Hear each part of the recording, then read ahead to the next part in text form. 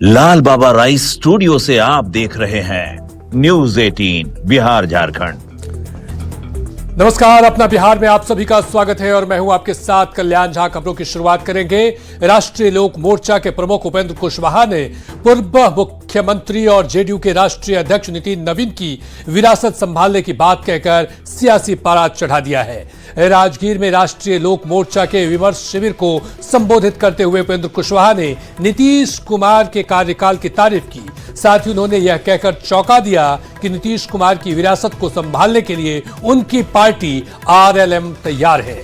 उपेंद्र कुशवाहा ने कहा कि नीतीश कुमार ने अब बिहार की राजनीति से फुर्सत ले ली है। लंबे समय तक बिहार के मुख्यमंत्री के पद पर रहने के बाद अब उन्होंने स्वयं राजनीति से विश्राम लेने का निर्णय किया है। नीतीश कुमार के हटने के बाद बिहार के एक बड़े वर्ग के सामने एक बड़ी चिंता है कि उनकी इस विशाल राजनीति विरासत को आगे कौन बढ़ाएगा। उपेंद्र कुशवाहा ने दावा ठोका कि बिहार में इस विरासत का दावा ठोकने वाले तो बहुत से लोग सामने आएंगे, लेकिन हमारी पार्टी का स्पष्ट मानना है कि बिहार की जनता की यह पुरजोर आकांक्षा है कि यह महत्वपूर्ण दायित्व राष्ट्रीय लोक मोर्चा को सौंपा जाए। अब नीतीश कुमार जी ने फुर्सत ले ली है बिहार की राजनीति से। एक तरह से मेरे शब्दों पर किसी को आपत्ति हो सकती है, लेकिन मैं जो कह रहा हूं उसका भाव समझिएगा। उन्होंने एक तरह से फुर्सत ले ली है। जब तक फुर्सत उन्होंने नहीं ली थी, बिहार के मुख्यमंत्री के रूप में उन्होंने सेवा दी, बहुत बेहतर सेवा दी। खुद ही उन्होंने इच्छा व्यक्त की, अब फुर्सत ले ली है। अब फुर्सत लेने के बाद फिर से एक बार एक बड़ी जमात बिहार में और देश में है, उसके मन में चिंता है कि वह विरासत अब आगे कैसे बढ़ेगी। उस विरासत को आगे बढ़ाने का दायित्व लेने का दावा बहुत सारे लोग करेंगे। अब आज की तारीख में हमारा दावा है कि हम कितना आगे सफल होंगे हम नहीं जानते हैं, लेकिन बिहार में एक बड़ी जमात है जिसकी अपेक्षा, जिसकी आकांक्षा है कि राष्ट्रीय लोक मोर्चा को यह दायित्व संभालना चाहिए, अपने हाथ में लेना चाहिए। तो उपेंद्र कुशवाहा ने अपनी चाहत बता दी है। इधर उपेंद्र कुशवाहा के इस बयान पर जेडीयू के बड़े नेता और मंत्री मदन सहनी उनकी व्यक्तिगत राय बताया है। मदन सहनी ने कहा कि नीतीश कुमार की राजनीतिक विरासत संभालने के लिए जेडीयू में एक से बढ़कर एक बड़े नेता है, जिनमें निशांत कुमार सबसे आगे हैं। ऐसे में कुशवाहा जैसे बाहरी व्यक्ति की कोई जरूरत नहीं है। उनके बयान को हम लोग कोई खास नहीं मानते हैं और वो व्यक्तिगत रूप से अपना इच्छा जाहिर किए होंगे, लेकिन जनता दल यू में ये साफ हो चुका है कि हमारे नेतृत्वकर्ता और विरासत भी कह सकते हैं संभालने के लिए श्री निशांत जी पूरी तरह से सक्षम हैं। और सभी लोग हमारे पार्टी के जितने नेता हैं, चाहे कार्यकारी अध्यक्ष श्री संजय झा जी हो, विजय चौधरी जी जो हमारे मुख्यमंत्री जी हैं, तमाम बड़े नेता और कार्यकर्ता इस बात को डिसाइड कर चुके हैं कि निशांत जी ही पार्टी का नेतृत्व करेंगे। और सरकार में भी स्वास्थ्य मंत्री हैं, अच्छा काम कर रहे हैं। यहाँ हमको नहीं लगता है कि किसी बाहरी व्यक्ति का या दूसरे दल के लोगों का आवश्यकता है और नेतृत्व करने में निशांत जी सक्षम है। तो जेडीयू के साथ ही आरजेडी और बीजेपी ने भी उपेंद्र कुशवाहा के इस बयान पर पलटवार किया है। नीतीश कुमार ने अभी संन्यास का ऐलान नहीं किया है, इसलिए अभी ऐसा कोई वक्त नहीं आया है कि कोई दूसरे दल का नेता नीतीश कुमार की राजनीतिक विरासत संभालने की बात करे। राजनीतिक रूप से बिहार एनडीए के सबसे बड़े चेहरे का नाम नीतीश कुमार है और जदयू में तो उनका कद अनपैरेलल है। नीतीश कुमार जी जदयू के राष्ट्रीय अध्यक्ष हैं और अभी सक्रिय राजनीति में हैं। नीतीश कुमार जी माननीय सांसद हैं, राज्यसभा के सदस्य हैं। उत्तराधिकारी की बात तो तब आती है जब कोई बड़ा चेहरा राजनीतिक रूप से संन्यास लेने की घोषणा करता है। अभी वो वक्त नहीं आया है और जब वक्त आएगा तो नीतीश कुमार जी के साथी संगी, उनके राजनीतिक साथी, उनके दल के लोग इस पे विचार कर लेंगे और एक निर्णय ले लेंगे। वक्त आएगा तो सब तय हो जाएगा। बिहार में पिता पुत्र की राजनीति, विरासत की राजनीति, उत्तराधिकारी की राजनीति नंबर 1 पे है। ऐसी ही जेडीयू में नीतीश कुमार जी की उत्तराधिकारी बनने की लंबी लाइन बनी हुई है। उसी में अब कौन कूद पड़े? उपेंद्र कुशवाहा जी। उपेंद्र कुशवाहा जी, आप कहां से उत्तराधिकारी बनिएगा नीतीश कुमार जी की, जब आपने अपनी पत्नी को एमएलए बना दिया, बेटा को मंत्री बना दिया, बहू को मेंबर बना दिया। आप तो कम्प्लीटली परिवारवाद की राजनीति कर रहे हैं। इससे हंसी आती है आपके सपनों पे। और निशांत कुमार जी क्या करेंगे? ये पढ़े लिखे आदमी क्या कटोरा लेके राजनीति मैदान में घूमेंगे? अपने सपने अपने पास रखिए। चलिए बढ़ेंगे अगली खबर की तरफ, और खबर पटना से है, जहां पीएचडी होल्डर छात्रों का आज लोक भवन मार्च है। छात्र वीर कुंवर सिंह पार्क से मार्च निकाल रहे हैं, जो आर ब्लॉक चौराहे होते हुए लोक भवन तक जाएगा। छात्रों को रोकने के लिए आर ब्लॉक पर बड़ी संख्या में पुलिस बल तैनात किया गया है। बता दें कि छात्रों की मांग है कि यूजीसी नियमों के अनुसार बहाली हो और उम्र सीमा बढ़ाई जाए। छात्र पिछले 19 दिनों से अनशन पर हैं। और ये तस्वीरें आर ब्लॉक चौराहा से यहाँ पे। चलिए और अधिक जानकारी के साथ रवि एस नारायण हमारे साथ जुड़ चुके हैं। रवि एस नारायण, छात्रों की मांग, और आप ये घेराव कर रहे हैं, आंदोलन कर रहे हैं, क्या तैयारी है और इनकी क्या मांग है? देखिए, तमाम जो पीएचडी होल्डर्स हैं वो पिछले 19 दिनों से अनशन पर थे। यहाँ अपनी मांगों को रख रहे हैं। उनकी मांगे हैं कि जो उम्र सीमा है उसे बढ़ाकर 55 साल किया जाए, और यूजीसी के नॉर्म्स के अनुसार जो है 2026 में जो नियमावली है उसे जो है रद्द किया जाए। 2018 से पहले जो बहाली होती थी ठीक वैसे ही किया जाए। और तमाम पीएचडी होल्डर्स जो हैं वो यहाँ पे पहुँचे हैं, और जैसे ही निकलकर यहाँ पे आर ब्लॉक चौराहा पहुँचे हैं। आर ब्लॉक चौराहा पे बड़े संख्या में पुलिस बल पहले से तैनात, बैरिकेडिंग की गई है, और यहाँ पे इन्हें रोका गया है। यहाँ पे पुलिस और तमाम जो अभ्यर्थी हैं उनके बीच में संघर्ष भी देखा गया। लगातार नोक झोंक भी होती रही, लेकिन यहाँ पे बैरिकेडिंग करके यहाँ पे रोकने की कोशिश है कि तमाम जो छात्र हैं वो यहाँ पे लोक भवन तक नहीं जाए। यहाँ पे जैसे पोस्टर में देखिए, जो उच्च शिक्षा मंत्री है संजय सिंह टाइगर, उन्हें भी इस्तीफा देने की मांग कर रहे हैं। इनसे जानते हैं विश्वविद्यालय में जो असिस्टेंट प्रोफेसर की नियुक्ति होनी है, उस पुराने नियमावली के आधार पर हम नियुक्ति की बात कर रहे हैं।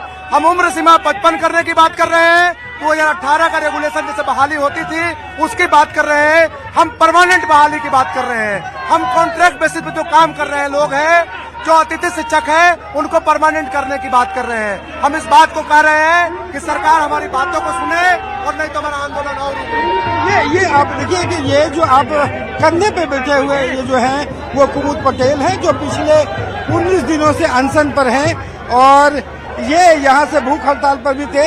यहाँ तक चल करके नहीं आ पाए, इसलिए उन्हें व्हील चेयर पर यहाँ पे लाया गया है, और अपनी बातों को जो है वो रख रहे हैं। तो यहाँ पे जो संघर्ष है, लगातार जो छात्र हैं वो अपने हाथों में तिरंगा लिए हुए यहाँ तक पहुँच रहे हैं, और मांग कर रहे हैं कि जो बहाली है, जो असिस्टेंट प्रोफेसर है उसे अस्थायी किया जाए, उम्र जो है वो 55 वर्ष किया जाए, और जो नई नियमावली है उसे जो है रद्द कर पुरानी नियमावली के तहत बहाली की जाए।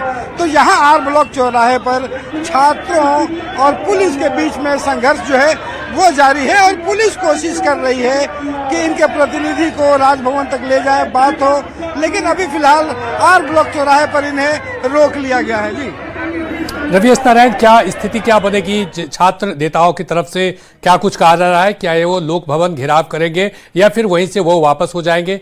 और पुलिस की क्या तैयारी है? क्या इन छात्रों को डिटेन भी किया जाएगा?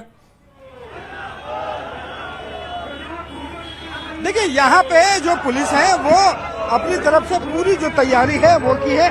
अगर आंदोलन और ज्यादा बढ़ता है तो यहाँ पे पुलिस सख्ती बरतने के लिए भी तैयार है।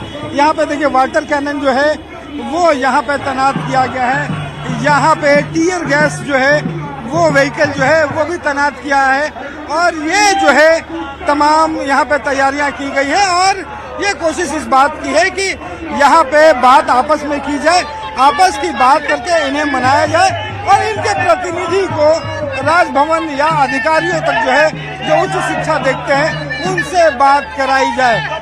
तो ये कोशिश है, लेकिन लगातार देखिए पटना में जो संघर्ष छात्रों का बढ़ता जा रहा है। अभी TRE-4 के छात्र आंदोलित हैं, आज PhD के जो छात्र हैं वो आंदोलन कर रहे हैं। आने वाले दिनों में तैयारी 25 तारीख के है कि वो फिर से एक आंदोलन यहाँ पे होगा। तो लगातार छात्र जो है वो आंदोलित है और फिलहाल आर ब्लॉक चौराहे पर जो है वो स्थितियां जो है वो नियंत्रण में है, लेकिन नोकझोंक जारी है और पुलिस की कोशिश है कि छात्रों को यहीं से बात कराया जाए और लौट जाने को कहा जाए। जी रवि, आप अपनी नजर बनाए रखिए, हम आपसे और अधिक जानकारी लेंगे। तो ये लोक भवन मार्च को लेकर के छात्रों का आंदोलन जारी है। पटना में आज एक बार फिर से लोक भवन मार्च जो है वो हो रहा है और यहाँ पे PhD होल्डर्स जो है, जो पिछले 19 दिनों से अनशन पर थे, आज आर ब्लॉक चौराहा से यहाँ पे मार्च लेकर के निकले हैं और ये लोक भवन मार्च है। ये जरा देखिए, बड़े संख्या में जो लोग हैं छात्र वो यहाँ पे पहुंचे हैं और ये जरा देखिए किस कदर यहाँ पे पुलिस ने बैरिकेडिंग की है और बैरिकेडिंग के ऊपर चढ़कर जो है वो यहाँ पे मार्च किया जा रहा है और बैरिकेडिंग तोड़ने का प्रयास किया जा रहा है।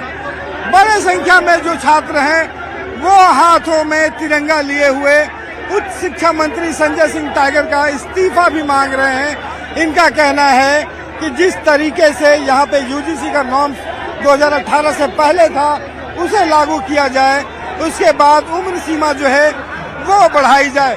तमाम जो मांगे हैं उन मांगों के साथ जो है ये छात्र जो है वो यहाँ पे पहुंचे हैं और क्या क्या मांगे हैं आप लोगों की,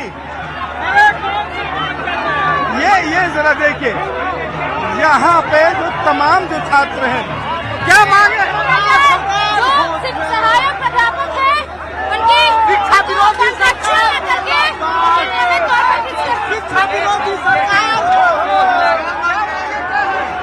नई नियमावली सहायक प्राध्यापक 2026 को रद्द किया जाए। ये जरा देखिए यहाँ पे बैरिकेडिंग जो है वो तोड़ दिया गया है।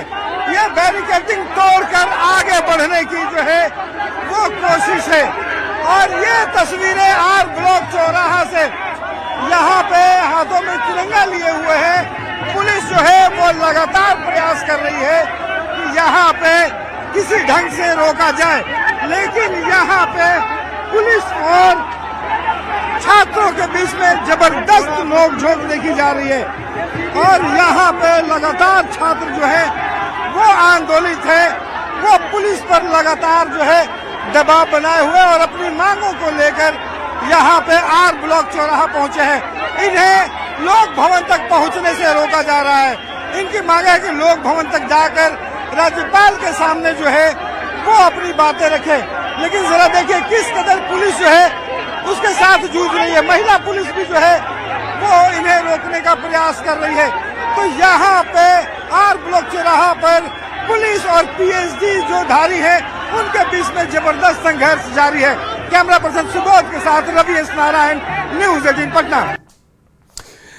चलिए बढ़ेंगे अगली खबर की तरफ। जेडीयू के राष्ट्रीय कार्यकारी अध्यक्ष और राज्यसभा सांसद संजय झा ने शुक्रवार को सीएम सम्राट चौधरी के साथ वित्त मंत्री निर्मला सीतारमण और विदेश मंत्री एस जयशंकर से मुलाकात की थी। संजय झा ने न्यूज 18 से खास बातचीत में बैठक में किन बिंदुओं पर चर्चा हुई इसके बारे में बताया। बैठक का मुख्य उद्देश्य मुद्दा जो था वो नेपाल का हाई डैम था। उन्होंने हाई डैम को बाढ़ का परमानेंट सॉल्यूशन बताया। सर, कल आप लोगों की मुलाकात हुई जिसमें बिहार के सीएम, डिप्टी सीएम भी थे, आप भी मौजूद थे। लगातार बातचीत हुई केंद्रीय वित्त मंत्री से और विदेश मंत्री से। किन किन मुद्दों पर मुख्य रूप से फोकस रहा? एक तो सबसे जो इम्पोर्टेंट मुद्दा था वो है जो नेपाल में एक हाई डैम प्रपोज्ड है और लंबे टाइम से उस पर के DPR पे काम हो रहा है, 2004 से ही हो रहा है और बहुत मूवमेंट उसमें नहीं था और उसको लेकर के एक डिटेल्ड मीटिंग कल था जिसमें जो इशूज है वहाँ पर जो कंसर्न, विराटनगर में ऑफिस है इसका और 2028 तक टारगेट है DPR पूरा हो जाए। तो एक बार तो पहले DPR बनना, DPR के लिए चैलेंजेज है क्योंकि बहुत सारा डेटा कलेक्ट करना होता है और उसके बाद उस पर जाकर के हाई डैम बनना और दोनों कंट्री के लिए, नेपाल के लिए भी और खास करके नॉर्थ बिहार और कोसी मिथिला एरिया जो है, जो हर एक साल फ्लड आता है वो परमानेंट सॉल्यूशन वही है जब तक वो हाई डैम नहीं बनता है। और वो हाई डैम कहिए जो डैम बने वहाँ डैम जो अपर रीच में बन जाएगा तो नेविगेशन, पावर, सिंचाई, फ्लड कंट्रोल सब उससे जुड़ा हुआ है।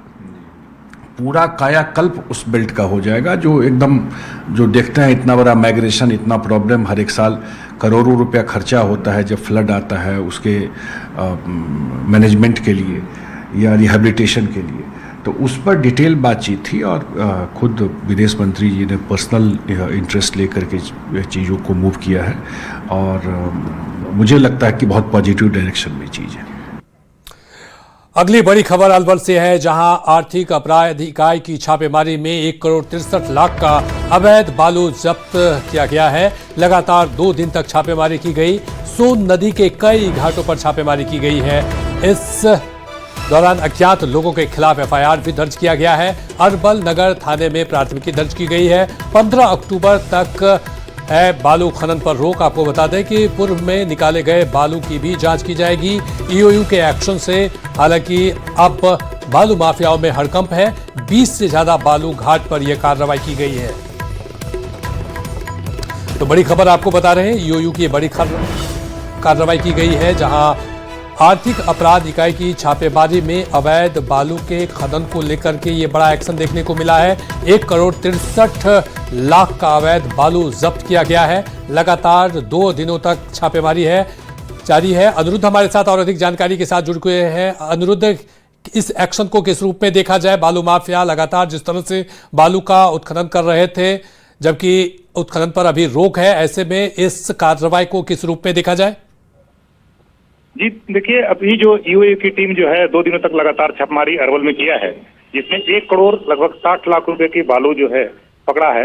एक घाट पर जमा किया गया था जिसमें निश्चित तौर पर यह कहा जाएगा कि जो अपना खनन विभाग है जिला प्रशासन के मिलीभगत से जमा की गई थी। हालांकि एक ही मामला जो है टाउन थाने में दर्ज किया गया, वो भी अज्ञात पर कई महीनों से बालू का एक खनन यहाँ जारी था। लगातार इसमें बालू का अवैध खनन जारी होने की वजह से ईओयू छापेमारी की है लगातार 2 दिनों तक, जिसमें जिला प्रशासन स्थानीय पुलिस की मदद से छापेमारी किया है और एक भारी मात्रा में अवैध बालू का खनन पकड़ा है। जी अनिरुद्ध, जिस तरह से बता रहे हैं कि आप बालू माफिया के साथ कई अधिकारियों की भी, खनन विभाग के अधिकारियों और सफेद पोस्ट के भी इसमें 60 घाट है, तो क्या इन लोगों पर भी कार्रवाई होगी आने वाले वक्त में?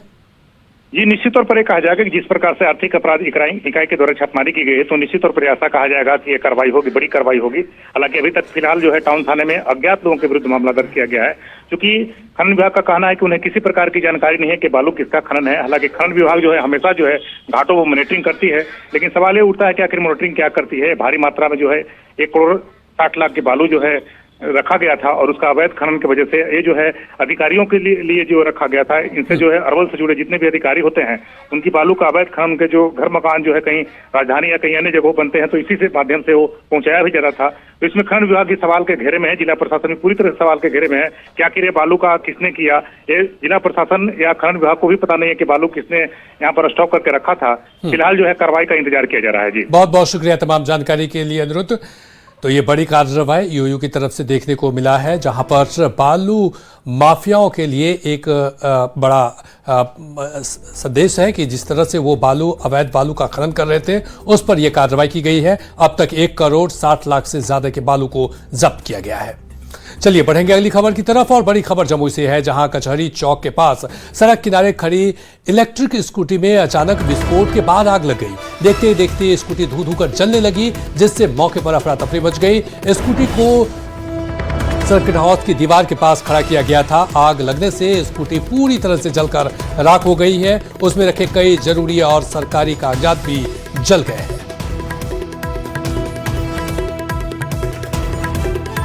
के लिए वहाँ पर गए और उधर से आदमी बातें एक आदमी कर रहे थे, तब तक जो है एक आदमी हल्ला करते हुए गए कि गाड़ी जल रहा आवाज कर रहा है। तो कैसे कितना साल से गाड़ी चला रहे थे? गाड़ी तो 2-3 साल से चला। कौन सी गाड़ी थी? जुआई कंपनी का। और अगली खबर गयाजी से है, जहां कंडी नवादा में जिला परिषद की 22 एकड़ जमीन की अवैध जमाबंदी का मामला सामने आया है। आरोप है कि 2018 से 2022 के बीच जमीन की रजिस्ट्री और म्यूटेशन 230 लोगों के नाम कर दिया गया। जिला परिषद के मुताबिक आधुनिक बस स्टैंड, मैरिज हॉल और मॉल बनाने के लिए जमीन की नापी के दौरान मामला उजागर हुआ। अध्यक्ष नैना कुमारी और उपाध्यक्ष डॉक्टर शीतल कुमार ने कमिश्नर और डीएम से जांच और कार्रवाई की मांग की है। नगर अंचलाधिकारी द्वारा नियम, कानून एवं राजस्व प्रावधानों की अनदेखी करते हुए जिला परिषद गया भूमि के लगभग 230 व्यक्तियों के नाम जमाबंदी कायम कर दी गई है। यह न केवल सरकारी जिला परिषद संपत्ति की सुरक्षा से जुड़ा गंभीर मामला है। का जिला में जो जमीन की खरीद बिक्री में संलिप्त हैं, इन लोगों ने किया है और बहुत से लोगों ने अवैध तरीके से ज़मीन को प्राप्त किया है। और सबसे आश्चर्य की बात है कि इसमें निश्चित रूप से आपका रजिस्ट्री ऑफिस में रजिस्ट्री करने वाले जो कर्मचारी हैं, जो उसमें वेंडर हैं, और नगर अंचल के जो अंचलाधिकारी हैं, अंचल में कार्य करने वाले और कर्मचारी हैं, इन सभी की मिलीभगत इसमें स्पष्ट रूप से दिखाई देती। हम लोग मांग करते हैं, जरूरत पड़ी तो माननीय मुख्यमंत्री से भी इसकी शिकायत की जाएगी कि हमारे यहाँ नगर में करोड़ों को संपत्ति को, जिला परिषद के संपत्ति को भू माफिया द्वारा गलत कागज बनाकर बेचा जा रहा है और उसको पता नहीं अंचलाधिकारी किस तरह से मोटेशन कर दे रहे हैं, रसीद काट दे रहे हैं, जबकि सरकार का साफ आदेश है। हमारा अभी खतियान बता रहा है, हमारा खतियान देखा जा सकता है। हमने देखा है अपने अमीन से, उसका खतियान में जिला परिषद लिखा हुआ है, लेकिन किस तरह से उसका मोटेशन हो जा रहा है पता नहीं चल रहा है। इसमें साफ जाहिर होता है। और अब बात गंगा के रौद्र रूप की। जहां सहरसा के नवहट्टा में कोसी नदी का जलस्तर घटते ही कटाव तेज हो गया है। विरजाइन, सरसपुर और गढ़िया भेलाही गांव में नदी लगातार घर, जमीन और सड़कें काट रही है। कई जगह सड़कें टूट गई है और पुल पुलिया भी नदी में समा चुके हैं। कटाव से कई परिवारों के आशाएं उजड़ गए। ग्रामीणों का आरोप है कि अधिकारी जायजा लेकर चले जाते हैं, लेकिन स्थायी समाधान नहीं होता। लोगों ने कटाव रोकने और यातायात बहाल करने की मांग की है। बताइए क्या परेशानी हो रही है? सर, आने जाने का हम लोग को पूरा स्थिति दयनीय है। यहाँ पे पुल पुलिया सड़क जितना भी है ना, टोटल टूट गया है। हम लोग का अगर कोई इमरजेंसी भी हो जाता है, आने के लिए यहाँ पर कोई साधन नहीं है। सरकार उसका साधन अविलंब उपलब्ध कराए। नहीं तो यहाँ पे इससे 10 रोज पहले भी एक ठो बच्चा डूब गया था नदी में जी। और ऐसा संवेदक सर इस पुल बनाता है जो 1 साल भी नहीं चलता है, 6 महीना के अंदर ही टूट के गिर जाता है सभी पुल। परेशानी हमरा यह है सर, जे छै से सामने में देखियो, हमरा पंचायत में जते भी पुल पुलिया है सब बर्बाद भए गेलै हँ। ठेकेदार सबके एहन दै छथिन सरकार जे कुछ खर्चा करे छै, सबटा पॉकेट में रखे छै, कागज पर पास कऽ दै छै। तो हम यह कहब जे जल्द से जल्द कोई तरह के व्यवस्था अगर हो तो लोग घर में बीमारी में मरि रहे हैं। एहि के लिए अपने सर से प्रार्थना है जे शीघ्र एकर व्यवस्था करिए। हाँ, ये बताइए क्या स्थिति है पुल पुलिया सड़क का? आप लोग कैसे आवागमन करते हैं, क्या परेशानी हो रही है? आवागमन तो सर रोड पैरा सही न होता है, और रोड पैरा जब ठीक न है तो आवागमन का क्या हालत रहेगा। यहाँ का जो इस क्षेत्र का जो आदमी है, इस गांव का जो आदमी है, ऐसा अगर हॉस्पिटल का चाहे इमरजेंसी कोई हो जाएगा तो मरने सिवा और कोई उपाय ही नहीं है। कटे छे, कोई देखे ले नहीं आवे छे, 30-40 गो घर कटिए गए हन। तो प्रोग्राम से कुछ आवे वाला नहीं है, रास्ता पर जाने का आने का रोड कट गया है। तो कै गो घर बच गए ना? 30-40 गो बच गए हम। अभी तो कोई देख के चल जाए। उधर दानापुर में गंगा के बढ़ते जलस्तर के बाद दियरा इलाके में बाढ़ का पानी गांव के रास्तों से घुस गया है। पानापुर समेत 5 पंचायतों का संपर्क मार्ग पानी में डूब गया है। ऐसे में दियरा के स्कूलों में जाने वाले सैकड़ों शिक्षकों की परेशानी बढ़ गई है। शिक्षकों का कहना है कि स्कूलों में अभी पानी नहीं पहुंचा है, लेकिन रास्ते पूरी तरह से जलमग्न हैं। जान जोखिम में डालकर लोग स्कूल पहुंचते हैं। शिक्षकों ने प्रशासन से स्थायी तौर पर दानापुर के स्कूलों में ड्यूटी लगाने की मांग की है। देखिए, हम शिक्षक दियारा के जो भी हैं विद्यालय जाने के लिए तैयार हैं, और मतलब कि नासरीगंज घाट से जो पानापुर हम लोग जाते हैं, तो पानापुर का जो मुख्य मार्ग है, सब जो निचली एरिया जो है वो बाधित हो गया है बाढ़ के पानी से, जिसके कारण जो है पानापुर से ही सभी गांव का रास्ता ये होता है, तो सभी आवागमन का रास्ता बंद है। ऑटो जेब जो भी है उसका संचालन बंद हो गया है। इस परिस्थिति में शिक्षक जो है अपने विद्यालय तक पहुंचने में असमर्थ है। यहाँ पे जमा हुए थे, स्कूल जाने के लिए आए थे, अपने जहाज खुलने के टाइम से हम लोग पहुँच गए थे, क्योंकि बच्चों की पढ़ाई भी ज़रूरी है। लेकिन मेरा विद्यालय जहाँ पे है वहाँ चारों तरफ से गाँव में पानी आ गया, और अभी जहाँ वहाँ जैसा कंडीशन है, हम लोग चाह के भी स्कूल नहीं पहुँच पा रहे हैं, क्योंकि जान का भी जोखिम है और बच्चों को भी बुलाना रिस्की हो गया है पानी में घुसा के। इसलिए हम लोग यहाँ पे इंतज़ार कर रहे हैं कि हाँ जैसा विभाग का आदेश हो उस हिसाब से हम लोग अपना कार्य आगे हम लोग सभी यहाँ पर तो पढ़ाने के लिए, रिझाने के लिए ही आए थे, लेकिन यहाँ आकर के मालूम चला कि गांव में पानी बहुत ज़्यादा हो गया है, जो हम लोग जाना चाह रहे थे। तो स्थिति ऐसी नहीं है कि हम लोग उधर जा सके और जाकर के विद्यालय। और इसी के साथ फिलहाल इस बुलेटिन में इतना ही। नमस्कार।